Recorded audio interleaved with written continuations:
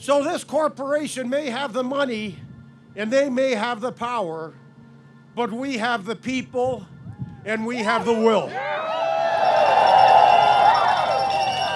So they can continue to try and put scabs in. They can continue to try and run the operation with half the management people doing it in an unsafe condition and tell everybody in this community that they're safe. Or they can get back to the table, take their stupid concessions off the table, and actually come back with a real proposal and get our members back to work.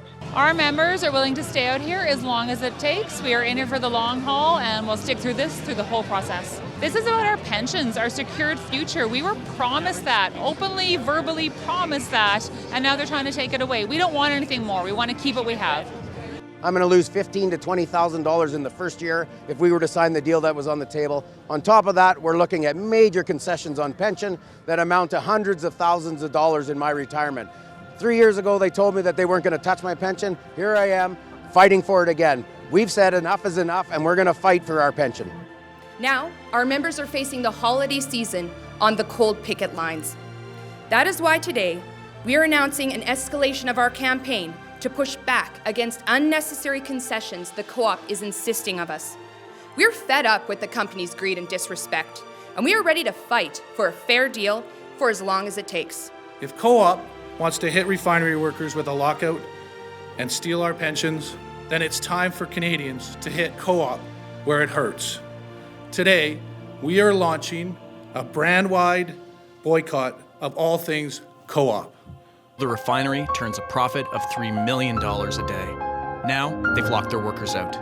Where's the integrity in that? So as long as our workers are on the street, let's take our business elsewhere. Boycott co-op. A message from Unifor. I'm satisfied with my pension. I want my children to have the same satisfaction and security in their old age as I enjoy now. For me to sit back on my hands and say it's their fight, it's no longer mine, would simply be wrong. It's all our fights. And today, we have issued a national call, a call to action to all Unifor locals across the country to show their profound solidarity in one very particular way, to send people to come here to Regina to support our members and to support this picket line.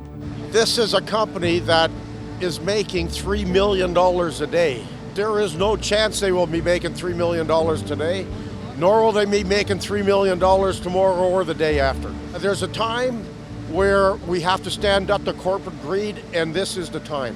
So I've come from Fort McMurray, where I work at Suncor Energy, local 707A Unifor, and we're here obviously to support our fellow members in the energy sector and hoping to make a difference. 500 people show up from every province across Canada is simply amazing. It's like the most heartwarming thing that I've seen in a long, long time. Greed that's going on right now and the amount of money they're spending and all that stuff, I think there's a lot of skewed opinions out there and stuff like that, and I think it's just going to take time for everybody to realize what's actually going on here and what we have to lose. This dispute will only be settled in one place, because co-op is expecting the police to do their job for them. Co-op is expecting the courts to do their job for them. But clearly, the only place that this dispute will be resolved will be at the bargaining table. We're standing up for workers' pensions, we're standing up for workers' rights, and this is how they treat us here. We'll stand every day to defend workers.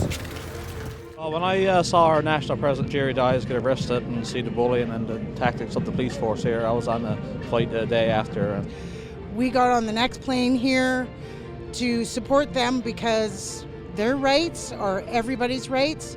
The second that we saw Jerry going into that police van, we knew they'd woken what we like to call the labor bear. You wake up the labor movement, don't poke the bear and not expect to get bit. 14 members of our union, as you know, including our national president and our Western Regional Director, have been arrested. Last night was very tense on this picket line. There were at least 75 police here. Squad cars, SWAT police, tear gas machines. This is what's happening in our country today on a peaceful picket line, on a legal picket line, where working people are trying to defend the right to their pensions, the right to a union at work, and the right to fair collective bargaining. This is how working people are being treated in Regina today.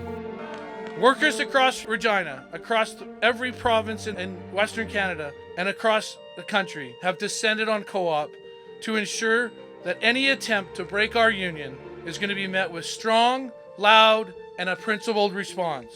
Make no mistake, every single action we've taken has come together to finally force Co-op back to the table tomorrow. And they can't put up the funds to make sure workers get a decent pension. People have the right to work hard and to retire with dignity. That's what this fight's about. Workers have a right to retire with dignity, and you're fighting for those rights. We're at a bulk fuel station. In Regina, the RPS has kind of taken our ability to picket away, so we need to put pressure on the company somehow, and this is one of the ways that we've pivoted to do that. We took this struggle all across Western Canada. We had Unifor members in Vancouver, out leafleting Co-op gas stations and Co-op grocery stores. And in fact, when push came to shove, our members traveled even further than that. One of the very first significant secondary picketing sites that we had was in Carsland, Alberta. And it is one of the biggest Co-op tank farms that they have out there. We held that facility completely locked down 24/7 for over 2 weeks in the middle of rural Alberta. And we absolutely drove not only the Co-op Refinery nuts, but the Jason Kenney government nuts as well. I'm walking for my kids, for their future. I've been working here for 19 years and planning my retirement, so I'm walking here for their future. We're here. I'm here, and my message to the management is we are looking for a settlement. This has gone on for far too long, and you have the ability to fix this. So thank you on behalf of Unifor members across the country for fighting, for standing up, for defending a strong union at work. One day longer! One day stronger!